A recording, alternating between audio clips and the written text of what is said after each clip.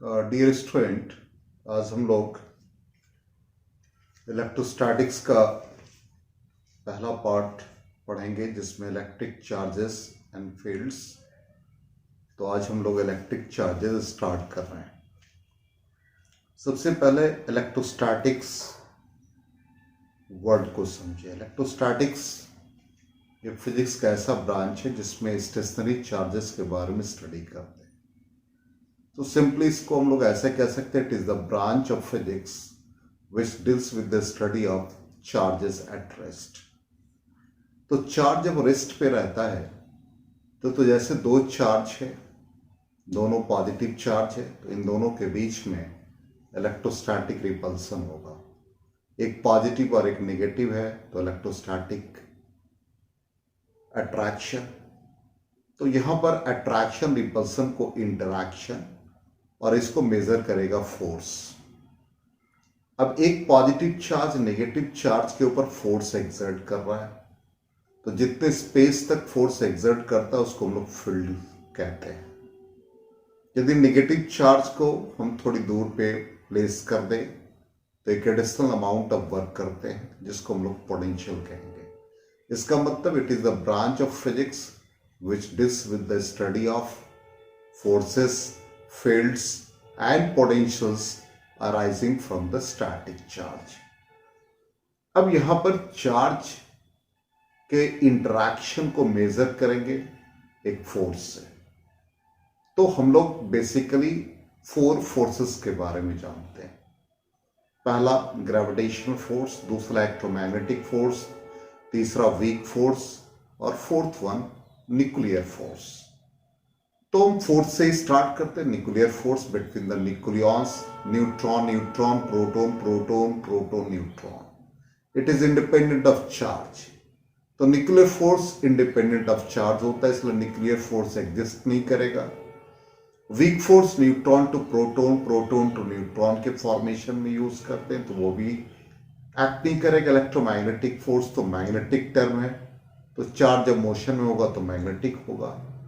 तो यदि दो चार्ज के बीच में हम फोर्स को मेजर करना चाहें तो जैसे ग्रेविटेशनल फोर्स है, सपोज दो इलेक्ट्रॉन को 1 मीटर के डिस्टेंस पे हमने रखा और ग्रेविटेशनल फोर्स को मेजर किया, तो यहां पर आपके स्क्रीन पे ग्रेविटेशनल फोर्स को जब मेजर कर रहे हैं तो इसका वैल्यू 5.5 इंटू 10⁻73 न्यूटन, ये काफी स्मॉलर है।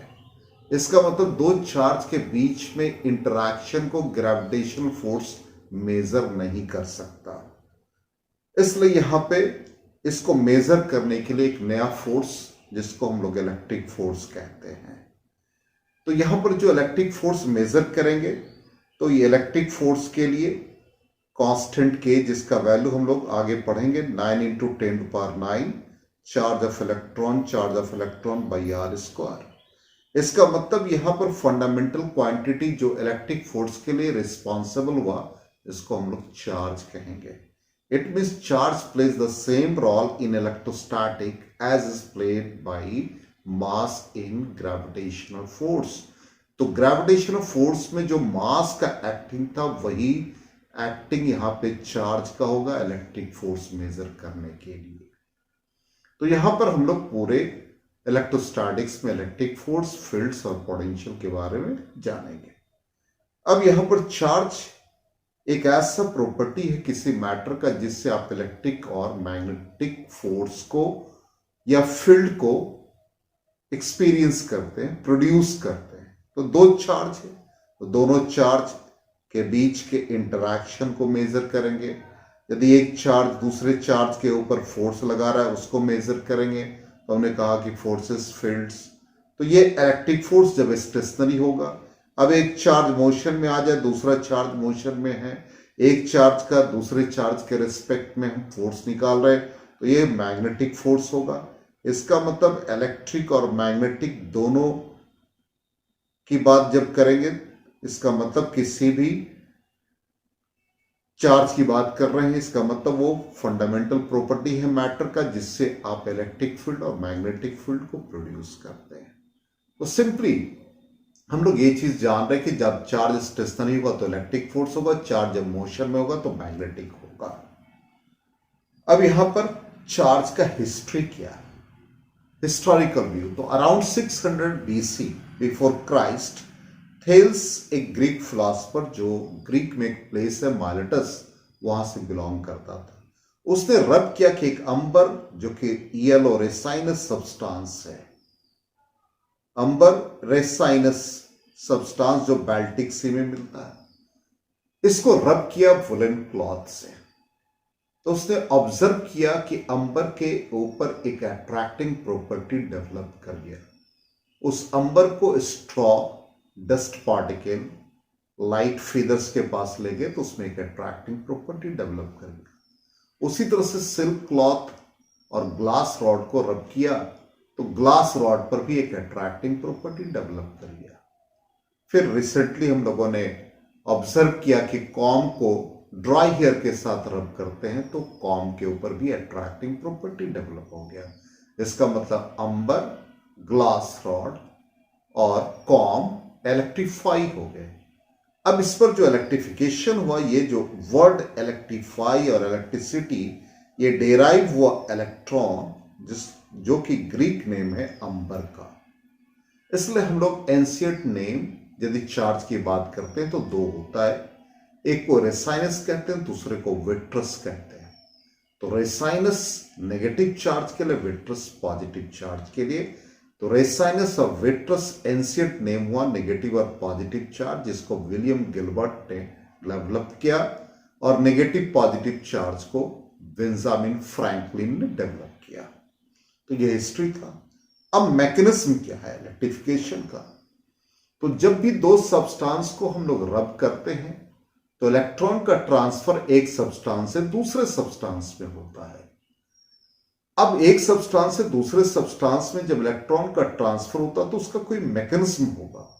तो यहां पर इलेक्ट्रॉन का रिमूवल एक क्वांटिटी मेजर करता है, जिसको हम लोग वर्क फंक्शन कहते हैं। It is the minimum amount of energy required to eject an electron from the surface of metal.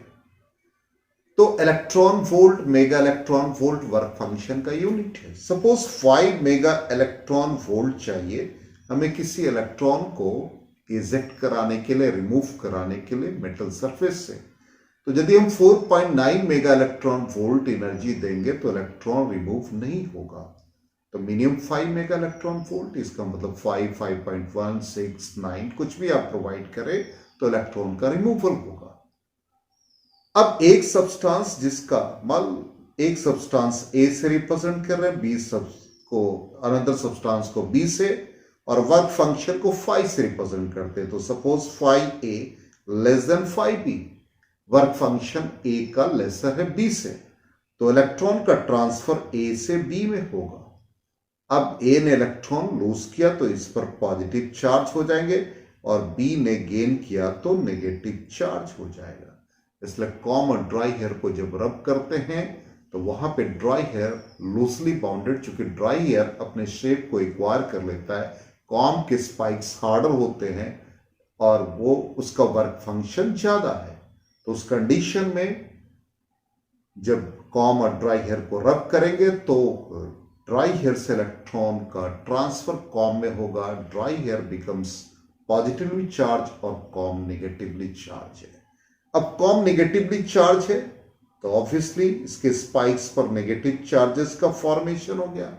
अब इसको स्मॉल पीसेस ऑफ पेपर के पास ले जाए, जो कि पेपर इलेक्ट्रिकली न्यूट्रल है, इसके नियर लाएंगे तो पेपर का ये नियरर एंड पॉजिटिव चार्ज और फॉर्दर एंड नेगेटिव चार्ज, जिसके कारण से इसके बीच में अट्रैक्शन हो जाता है। तो ये मैकेनिज्म है इलेक्ट्रिफिकेशन का। अभी जस्ट हम लोगों ने पढ़ा चार्ज कैसे डेवलप होता है। तो अभी हमने कहा कि जैसे ग्लास रॉड सिल्क क्लॉथ को रब किया, कॉम ड्राई हेयर को रब किया, अंबर को वुलन क्लॉथ के साथ रब किया, इसी तरह से वुलन क्लॉथ को फर से रब करे, ब्लैंकेट से रब करे, तो इस कंडीशन में by the friction charge develop होता है। Second process electrostatic induction, it is the temporary electrification in which opposite charges appear at the nearer end and similar charges appear at the farther end। तो जैसे एक electrically neutral एक sphere है, इसके near हमने glass rod को लाया। Suppose positively glass rod को लाएंगे तो इसका nearer face negative charge acquire कर लेगा और further face positive charge acquire कर लेगा। इसी तरह से यदि हम नेगेटिवली चार्ज रॉड इसके नियर लाएंगे तो उस कंडीशन में इसका nearer face positive charge acquire कर लेगा और further face negative charge acquire कर लेगा। तो ये हम लोगों ने इलेक्ट्रोस्टैटिक इंडक्शन पढ़ा। अब यहां पर हम लोग ग्राउंडिंग और अर्थिंग को समझेंगे, जिससे हम इलेक्ट्रोस्टैटिक इंडक्शन के प्रॉब्लम को सॉल्व कर सकते हैं। सिंपली ग्राउंडिंग और अर्थिंग का मतलब है the process in which a body shares it's charges with the earth. यदि किसी बॉडी पर एक्सिस पॉजिटिव चार्ज है और हम उसको ग्राउंड से कनेक्ट कर दें तो उस कंडीशन में इलेक्ट्रॉन का फ्लो ग्राउंड से हो जाएगा। और किसी बॉडी पर एक्सिस नेगेटिव चार्ज का फॉर्मेशन है तो उस कंडीशन में ग्राउंड कर देंगे तो एक्सिस इलेक्ट्रॉन का फ्लो ग्राउंड में हो जाएगा। एज फॉर एग्जाम्पल, एक प्रैक्टिकल एग्जाम्पल लेते हैं।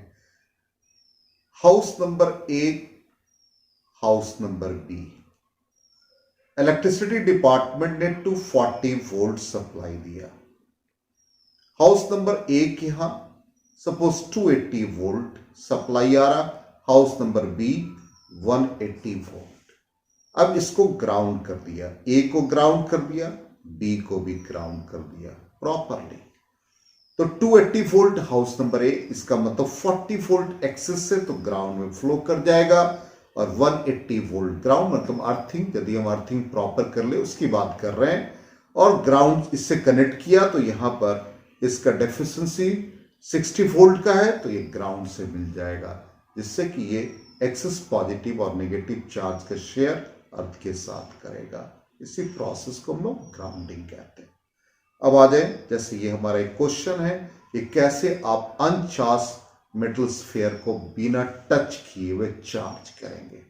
तो सपोज स्फीयर ए और बी अनचार्ज्ड है, तो इसके नियर स्टेप 1, इसके नियर एक पॉजिटिवली चार्ज रॉड लाया।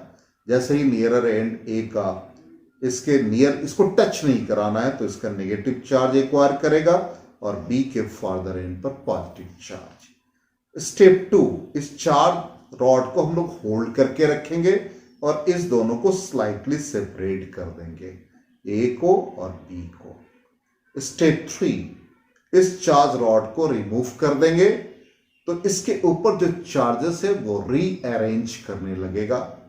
स्टेप 4, अब यहां पर इन दोनों को सेपरेट कर देंगे स्लाइटली थोड़े डिस्टेंस पे। तो स्टेप 4 में ये जो चार्जेस है इसका डिस्ट्रीब्यूशन यूनिफॉर्मली होने लगेगा ओवर द इंटायर सरफेस। ये कंडक्टर का प्रॉपर्टी है। नेक्स्ट एग्जांपल, कैसे आप एक मेटल स्फीयर को पॉजिटिवली चार्ज करेंगे विदाउट टचिंग इट। तो ये स्फीयर अनचार्ज्ड है, स्टेप 1। स्टेप 2, इसके नियर एक नेगेटिवली चार्ज, क्योंकि हमको पॉजिटिवली चार्ज करना है तो इसकी ये नियर एक नेगेटिवली चार्ज रॉड को लाएंगे तो इसका nearer and opposite charge positive charge को एक्वायर करेगा और फर्दर एंड नेगेटिव चार्ज को। अब यहां पर एक्सेस नेगेटिव चार्ज है, इसको हमें हटाना है, इसके लिए हम एक यहां पे ग्राउंडिंग करेंगे। तो जैसे ही हम ग्राउंडिंग करते हैं इसका नेगेटिव चार्ज जो एक्सेस है वो ग्राउंड में फ्लो कर जाएगा और ये एंड नेगेटिव चार्ज से रिमूव हो गया। स्टेप 4, इसको होल्ड करके रखेंगे तो और इसको डिस्कनेक्ट कर देंगे तो यहां पर ये पॉजिटिव चार्ज स्टे कर जाएगा और फाइनली इस रॉड को रिमूव कर देंगे तो पॉजिटिव चार्ज का डिस्ट्रीब्यूशन यूनिफॉर्मली हो जाएगा। नेक्स्ट है, इसी तरह से नेगेटिवली चार्ज हमें करना है तो opposite charge positive charge rod लाया नियर तो इसके इस एंड पर नेगेटिव चार्ज और इस एंड पर पॉजिटिव चार्ज का फॉर्मेशन हो जाएगा। अब इसको होल्ड करके रखेंगे। स्टेप 2 कंप्लीट हुआ, स्टेप 3 में आते, इसको होल्ड करके रखा तो इसका नियर एंड पर नेगेटिव चार्ज और फर्दर एंड जो ये है इसको यहाँ पे कनेक्ट कर देंगे ग्राउंड से, तो एक्सेस पॉजिटिव चार्ज को ग्राउंड से इलेक्ट्रॉन का फ्लो होगा, वो इसको न्यूट्रलाइज कर देगा। अब फोर्थ स्टेप में इसको होल्ड करके रखेंगे जिससे नेगेटिव चार्ज यहीं पर रह जाए, और फिफ्थ स्टेप में इसको रिमूव कर देंगे तो नेगेटिव चार्ज का डिस्ट्रीब्यूशन यूनिफॉर्मली हो जाएगा। अब यहां पर जो इंड्यूस चार्ज डेवलप करता है उस इंड्यूस चार्ज का वैल्यू है Q dash is equal to minus Q 1 minus 1 by K यहां पर डाइलेक्ट्रिक कांस्टेंट है। अब dielectric constant as for example air, तो यदि एयर की बात करते हैं तो 1 होता है। ये वैल्यू यदि हम डाल दें तो Q dash is equal to Q 1 minus 1 by 1, तो यहां पर ये 0, इसका मतलब एयर पे चार्ज इंड्यूस नहीं होगा। इसी तरह से कंडक्टर के केस में डाइलेक्ट्रिक कांस्टेंट की बात करें तो वो इन्फिनिटी होता है, तो Q dash is equal to minus Q 1 minus 1 by infinity, it becomes minus Q. तो यहाँ पे अभी जस्ट हम लोगों ने देखा कि इंड्यूस चार्ज का nature always opposite to the given charge. अब नेक्स्ट, चार्जिंग बाय कंडक्शन। दो कंडक्टर को यदि हम कनेक्ट करते हैं तो उस कंडीशन में, जैसे सिंपली एक कंडक्टर है दूसरा कंडक्टर, यहां पर दोनों कंडक्टर को कनेक्ट किया, एक पर चार्ज सपोज Q दूसरे पर चार्ज 0 है, तो आफ्टर कंडक्शन या दोनों को जब हम कांटेक्ट में लाएंगे तो यहां पे चार्ज का शेयरिंग होगा। इसका मतलब the process of charge transfer from one body to another body is known as electrostatic conduction. इसमें यहां पे चार्ज का शेयरिंग होता है। अनदर एग्जांपल, यदि मान लिया इस पे हम सपोज -3 मिली कूलम चार्ज ले लें और इस पर 6 मिली कूलम चार्ज ले लें, तो यहां पर शेयरिंग हो जाएगा -3 millicoulomb plus 6 millicoulomb by 2, तो फाइनली ये 3/2 मिली कूलम। इसका मतलब फाइनली इसके ऊपर 3/2 मिली कूलम चार्ज हो जाएगा और इसके ऊपर भी 3/2 मिली कूलम चार्ज। अब आ जाए प्रॉपर्टीज, तो यहां पे सिंपल प्रॉपर्टीज है। तो पहला प्रॉपर्टीज हमने लिखा है 1 coulomb 3 × 10⁻⁹ statcoulomb which is numerically equal to 1/10 एब कूलम।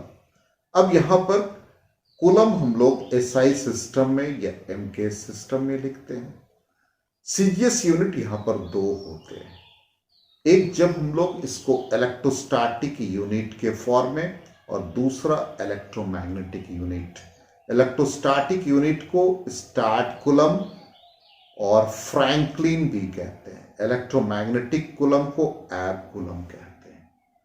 तो यहां पर 1 coulomb 3 × 10⁻⁹ statcoulomb which is equal to 1/10 एब कूलम।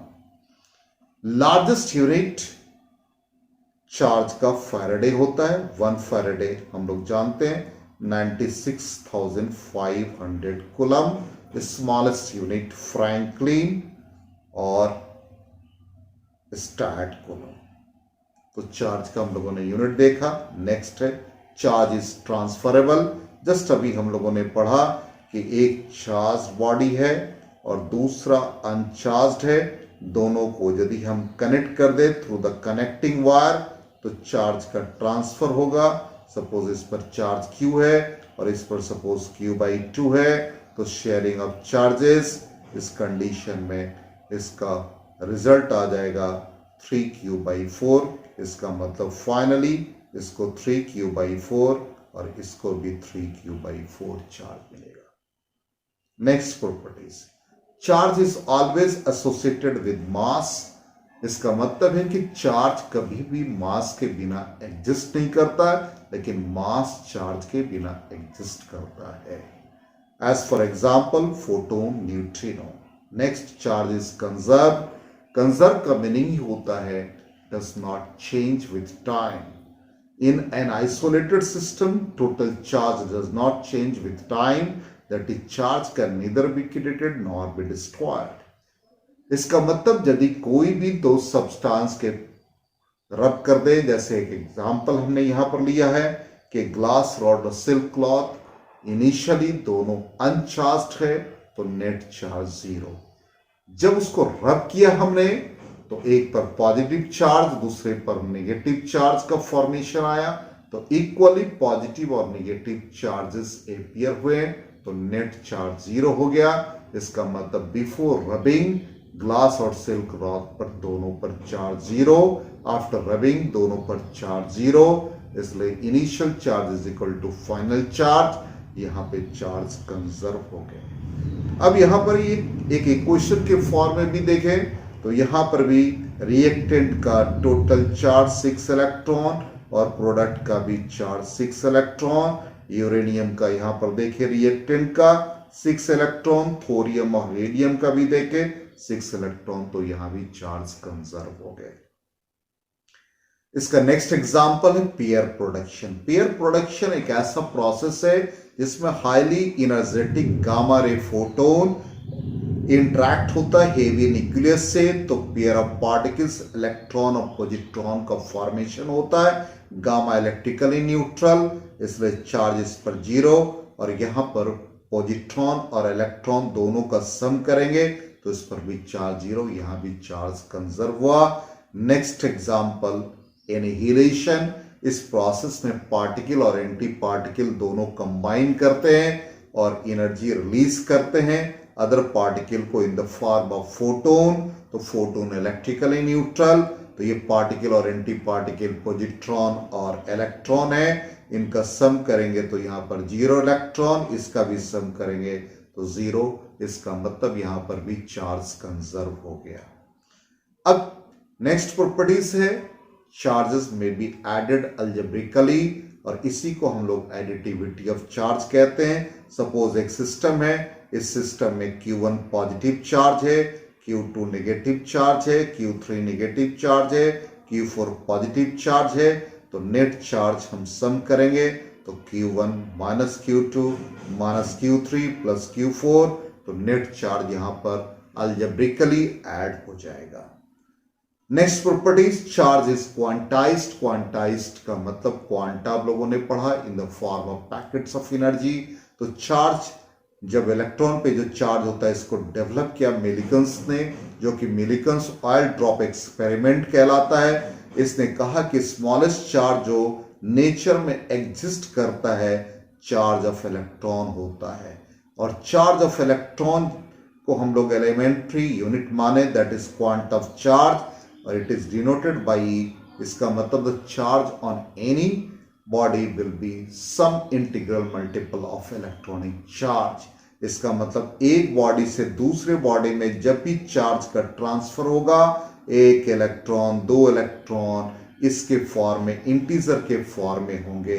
इसलिए Q is equal to plus minus n e where n belongs to an integer और n cannot be fraction 2/3e, fraction के form में नहीं हो सकता। एज फॉर एग्जाम्पल हमारा Indian currency ₹1 का है, तो ₹1 का ही मल्टीपल हम लोगों का करेंसी में यूज होता। 50 रुपीज है मतलब 50 इंटू 1 रुपी। 100 रुपीज का है तो 1 रुपी इंटू 100। इसका मतलब ₹1 से कम करेंसी नहीं होता है। तो एक्सचेंज ऑफ करेंसी में रुपी ही है, ₹1 से कम नहीं ले सकते। उसी तरह से 1 इलेक्ट्रॉन से कम नहीं होगा, हमेशा इंटीग्रल मल्टीपल होगा। अब यहां पर Q is equal to plus minus n e है, n is equal to number of electron और proton into mass by molecular mass into Avogadro's number. तो यहां पर n निकालने का ये तरीका हमने आपको लिखा है, और यहां पर इसी को हम लोग यूज करेंगे। जैसे ये प्रॉब्लम हमारा एनसीईआरटी का ही है। If 10 to the power 9 electrons move out of a body to another body every second, how much time is required to get a total charge of 1 coulomb on the other body? तो यहां पर पहला step हम लेंगे कि 10 to the power 9 electron के लिए जो टाइम रिक्वायर्ड है 1 सेकेंड का है, तो एक इलेक्ट्रॉन के लिए जो टाइम रिक्वायर्ड होगा 1/10 to the power 9 सेकेंड, और 1 कूलम के लिए 1 कूलम से मल्टीप्लाई होगा और एक इलेक्ट्रॉन का वैल्यू 1.6 इंटू 10⁻19 डाल देंगे तो इससे फाइनली हम लोगों को 198 ईयर्स मिलेगा। नेक्स्ट एग्जांपल है, how much positive and negative charge is there in a cup of water. Question में कप ऑफ वाटर का मास नहीं गिवन होगा, ये स्टैंडर्ड 250 ग्राम होता है। अब यहां पर H2O वाटर के लिए हम लोग सबसे पहले N निकालेंगे। तो अभी जस्ट हमने आपको बताया N is equal to number of electron और proton into mass by molecular mass into Avogadro's number. तो इसमें जो इलेक्ट्रॉन और प्रोटॉन है वो 10 हो गया और मास यहां पर 250 ग्राम, मॉलिक्यूलर मास 18 और एवोगाड्रोस नंबर 6.02 इंटू 10⁻23। इससे n का वैल्यू निकलेगा और Q is equal to Ne।